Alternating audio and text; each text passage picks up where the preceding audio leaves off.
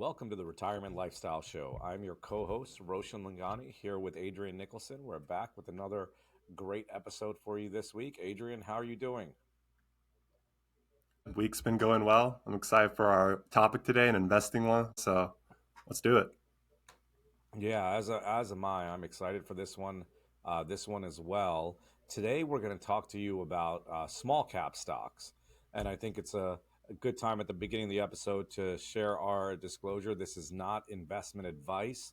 This is just something where we want to do some research and analysis, share what we're seeing and thinking, and then whatever we can do to help you in your research. That's what we want to do. So it's not investment advice. Speak to your advisor.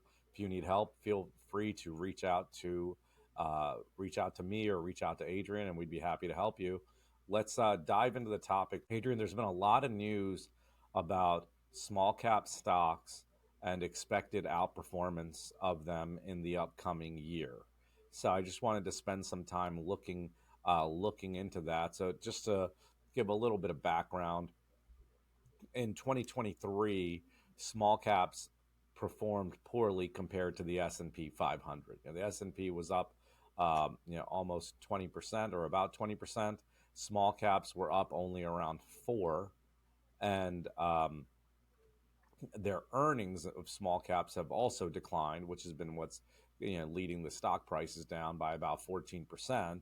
And the thought is that will 2024 bring something different? Will there be a little bit of a reversion to the mean with small caps getting back to normal in terms of performance and valuation levels, or could there be another bad year for small caps? So, Adrian, do you what are your thoughts to start us off? Well, it makes sense why investors are starting to look at this area, like you mentioned, compared to how they've been performing in the recent years and how other, let's just say, large cap companies have been performing compared to them. So it makes sense why investors might be searching around. Hey, is there opportunity somewhere else? And that's why people are having this conversation and wondering whether, hey, should I start looking into small caps? Is there an opportunity here? Will this help me in the year going forward? I think it's just a good conversation to have and to start with, and just going over the opportunity, the risks that are out there when it comes to looking at individual small cap companies or looking at them as a group, I think is a good place for us to start today. Yeah, and there's a little more to it. Just with small caps, historically, they struggle when rates are rising, and that's what happened uh, uh, for a couple reasons. One is they managing their costs. So, how effective are they in shifting to the newer landscape and managing their costs? And two, they typically have more floating rate debt, meaning that as rates rise, what they pay in interest rises, which also um, which also hurts their earnings, which will then hurt their price. There's another point as well on the downside, which is that typically when rates uh, go up or and then shift to go down, small caps actually struggle even when rates are cut, because typically rates are cut due to an economic downturn. This time it could be different because the whole purpose of the rate hikes were to get inflation under control. So if rates are cut and if it's not due to an economic downturn, then it should help the small caps become more profitable as rates get back down. So I think a lot of this is very much a rate play or a rate opportunity. Uh, are you seeing something similar? I'm seeing exactly that. I mean, you touched on the main things that investors are looking at going into this year, and particularly when it comes to the small cap space as well. Lower interest rates means there's easy access to liquidity. And then ultimately, which is not on the radar as much as it used to be a year ago, is there going to be a recession or not? Because that really impacts small cap companies, whether they're still able to grow their sales, be profitable, just have a strong balance sheet if adverse things happen in the future. So just looking at the bigger picture is very key here for small companies because typically they're less resilient than if you think about just the large companies out there that can withstand some business cycles.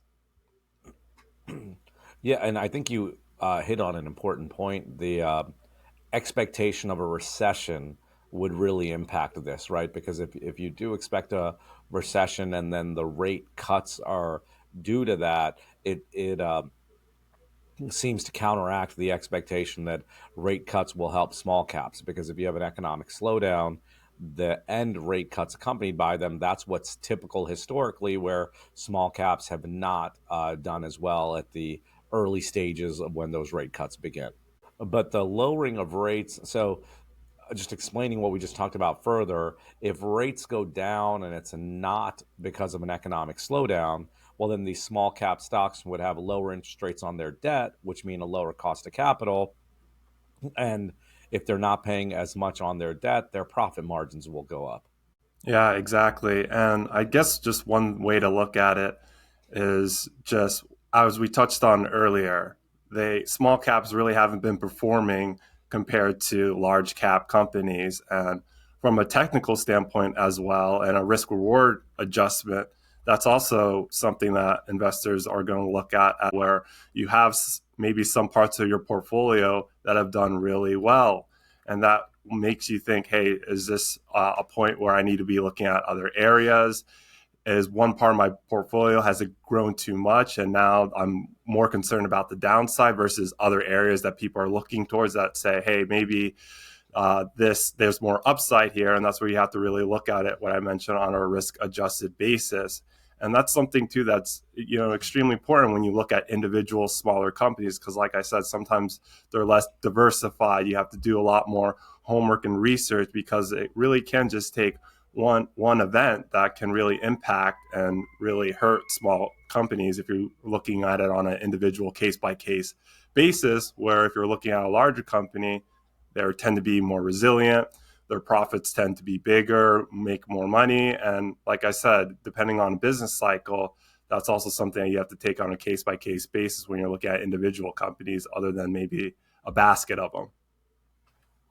Yes, very much so. And when you were comparing large to small companies, just a change in the interest rate by 1 percentage point would have a bigger impact on the small cap than the large cap. Once again, because Yes. they typically tend to carry more debt, and two, they have a revenue, lower revenue to offset those higher interest rates versus the large companies.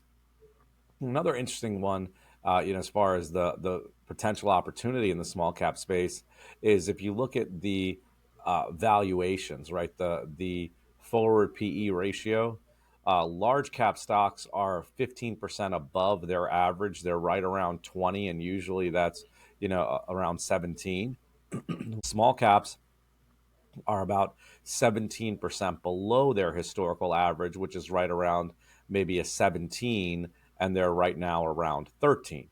So that's partly where the question there would be: are they priced more attractively in general versus the large cap? So that's just looking in general, just at valuation, and then the other things we touched on with interest rates and the potential adjustments and how they would impact them, that would just add to the opportunity, right? So I'd view one as valuation, which is the PE ratio, and two is there a catalyst, which is potentially these changes in interest rates. And I think that gets played into this is, are you able to handle the volatility? Does the risk outweigh the reward or vice versa? I mean, that's something that you really have to consider if this is something that you're interested in. And I do just like looking at small caps as like a part of a building block of an entire portfolio. Why this conversation is just very significant because maybe this is has something that's not been on your radar for a while, where this is somewhere where you could look at just in case there are those changes.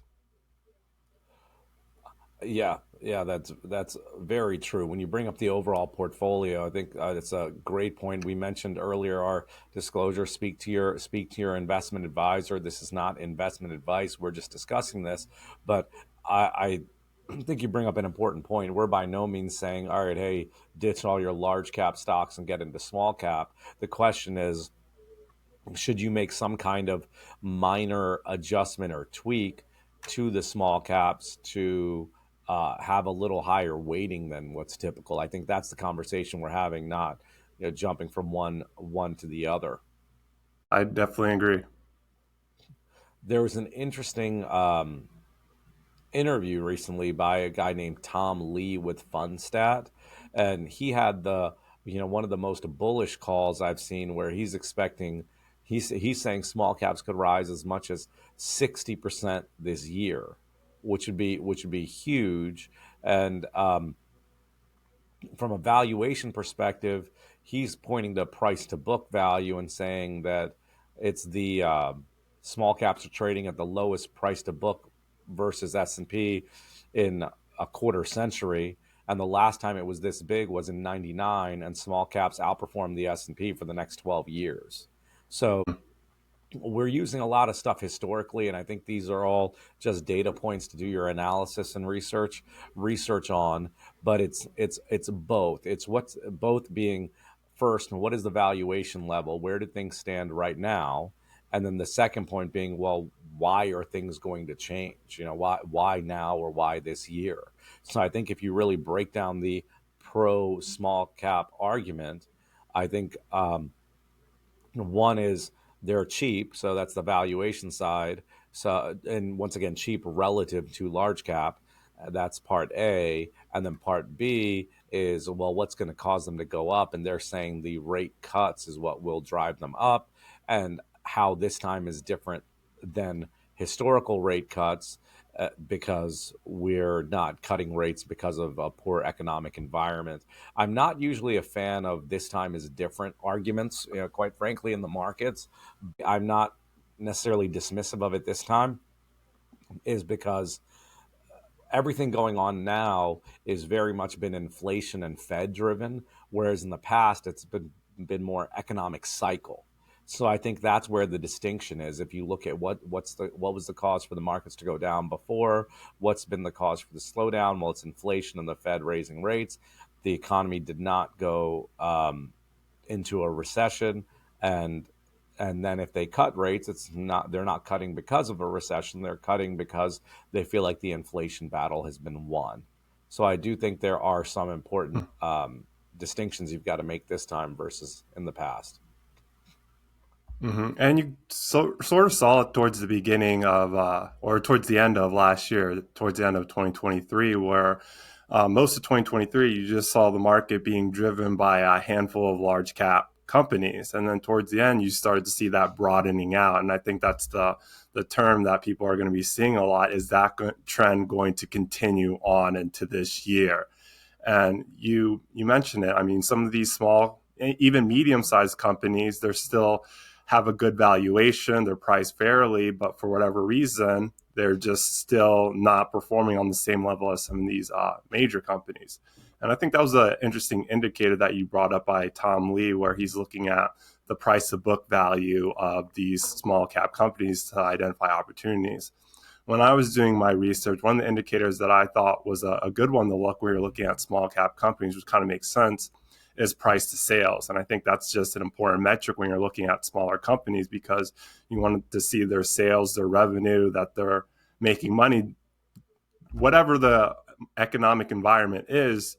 Are they growing? Are they continuing growing their business? Are they continue to growing their clientele? That's very key for these small companies to continue growing and thriving, given all the uncertainty that can be ahead when you're looking at the markets and the economy.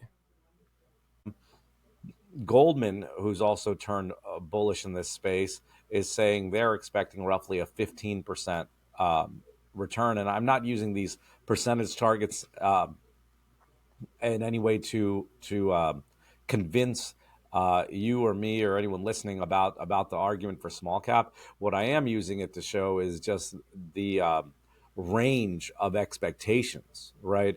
60% and Mm-hmm. 15% are both good numbers, but it just shows you how one of them are going to be wrong, right? And it could be that it's over 15 and not at 60, or it could be that maybe this isn't the year that things turn. Maybe this is because usually these things are multiple years, so maybe we've got some time to go with this, and we have a good year and an even better one coming after. I don't know the answer to that. Only time will tell.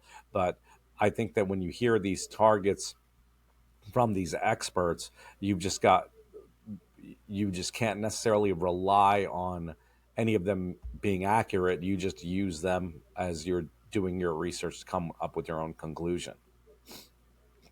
Hmm.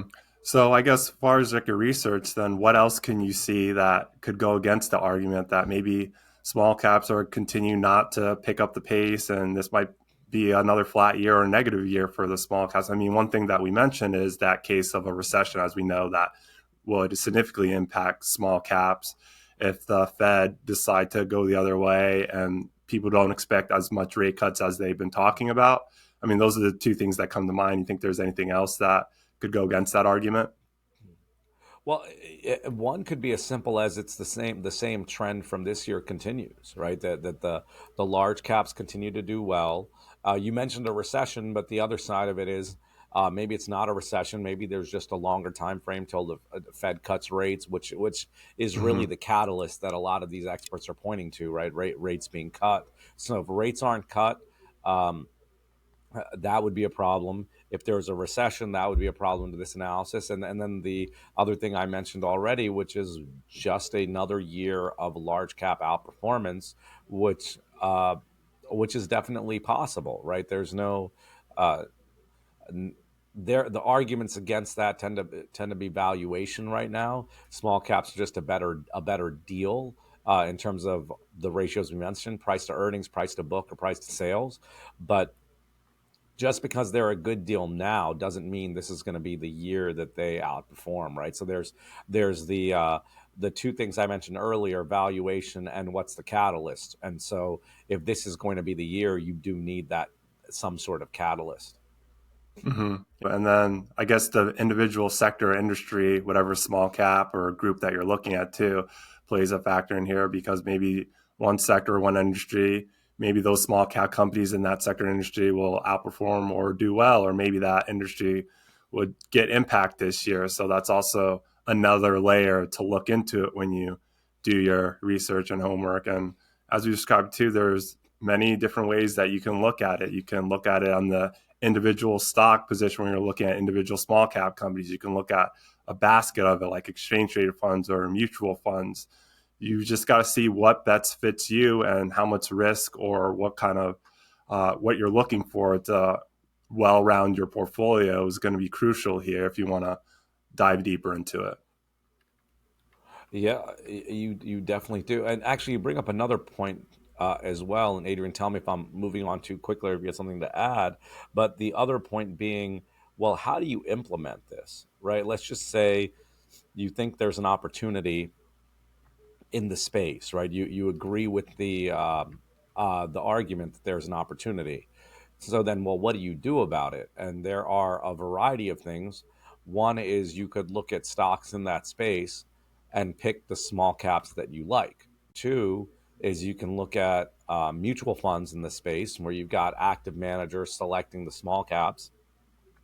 You can go with an ETF, just ETF being you can buy the Russell 2000 index and just get into the index as a whole. There are other ETFs that have their own adjustments for the small caps. There are a lot of ways to get into it. We're really talking about the early stages of, is this an opportunity worth researching? And then it is, well, what do you do about it? And that's where I would say my conclusion with all of this is I think there is enough out there where it's worth looking into, right? The valuation numbers uh, are very interesting to me, making me feel like I should look into it. And then just the fact that last year, Adrian, as you said at the beginning, was a very large cap year, and really the Magnificent Seven drove the markets. for Hmm. most of the year, right? You can still credit the majority of the gains to them, but it really wasn't until the fourth quarter where we started to see increased breadth in the market. Hmm. So Hmm. that just all of that makes this seem like a very interesting opportunity that that I think is worth your time to look into. And there may be an opportunity there for profit, and that's where we encourage you to do your own research, talk to your advisor, or reach out to us to see, you know, if there is some place for or something for you to do with your portfolio. Yeah, and the research will definitely vary on the type of options that you lined out. Because let's just take option one, where you're looking at individual small cap companies. Well, it seems like your risk will be higher there because, again, if one of these companies go out of business or something happens, that can really impact depending on how much you weight it in your portfolio. Or you could go the other route where you look at a mutual fund manager, an exchange traded fund that will invest you in a wide variety of different small caps. However, that may work and may protect you on the downside, but also that could go against the option one, where these individual stocks that you invested in could perform well, or the exchange traded fund or mutual fund could maybe be weighed down by some of these small cap companies that don't perform well. So that's where you have to do your research and homework and look into whether you want to see how much risk you want to take and what route you really want to go into. Because when it comes to the small cap space as well, do you find sometimes there's less information out there compared to the bigger ones? Well, I got to imagine that's the case, where there is some ambiguity when it comes to investing in some of them compared to the big ones because they're not followed as much. You brought up a great point, Adrian. We sort of touched on it earlier. I just want to highlight it again. You had said position size. Yes, I talked position about size. I earlier. described it, Yeah. but I didn't name it. Oh, I thought you said that. But either way, we had said earlier, this is not, I wouldn't take this information and say, okay, I need to move my stocks to all small caps, right? I would take Mhm. this information and say, okay, well, do I have small caps or not? First of all, do I want to add them or not? And if so, what percentage or what position do I want to add? And then once you make those determinations, that's when you go into different ways of doing it, like the individual stocks, the ETFs, the funds, and figure out what way you want to get that exposure. So, Adrian, as you said, if you go the individual stock route, you could have one stock that really drives performance for your portfolio, depending on the size of your position. So, I think that what Mhm. we're providing here is an area where it's worth looking into. I do believe it's worth looking into this area, and then once you look into this area, you've got to determine how to execute. If you decide to execute at all, right? Because you might look into this, do your research and analysis, and say, well, I don't think there is an opportunity here, and just move on. But we want Mhm. to, we always like giving you things that are actionable where you can um, come to a conclusion and make a decision on either doing something or not doing something. And I think this is a good one where you can look into it, research it, and say, okay, should I be adding small cap to my portfolio, or should I be increasing it to the portfolio? And that's a very individual decision, which is why, as we said earlier, this is just for research, not this is not investment advice by any means. We're just sharing some of what we've seen and read with you. Mhm. Yep, exactly right, Roshan. And we'll revisit this later in 2024, I guess, just to give an update on what who was right. Is there an opportunity there or not, and what's actually happened? So I am looking forward to coming back to this later on in the year to see, was this a good idea, was this a profitable idea or not? And I think the time frame will very much help determine that as well when we're looking. I think the long term trends seem sound, but who knows what year it's going to actually start. Mhm. I just like to say, for everyone that's listening, if you need help with this, as I said earlier, we're here to help. So feel free to reach out to us. Please like, subscribe, give us 5 stars, tell your friends and family. Take control and achieve your goals.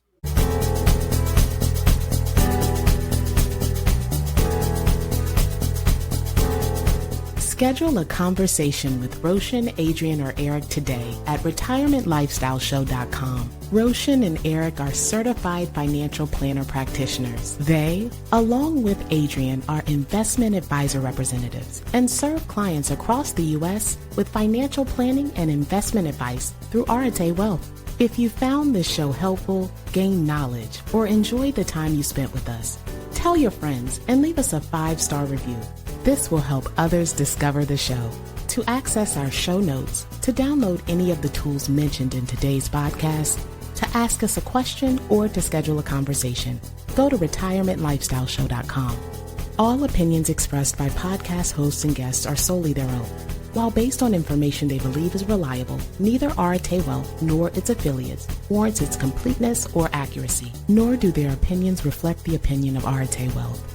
This podcast is for general informational purposes only and should not be regarded as specific advice or recommendations for any individual. Before making any decisions, consult a professional. The show hosts offer investment advice through Arete Wealth Advisors, LLC, an SEC-registered investment advisor, and securities through Arete Wealth Management, LLC, member FINRA, SIPC, and NFA. Finally, our music is The Chance by Jason Shaw in Audionautics. It's part of the YouTube audio library, and it's licensed under a Creative Commons license. I am Ray Voices. Thank you for listening.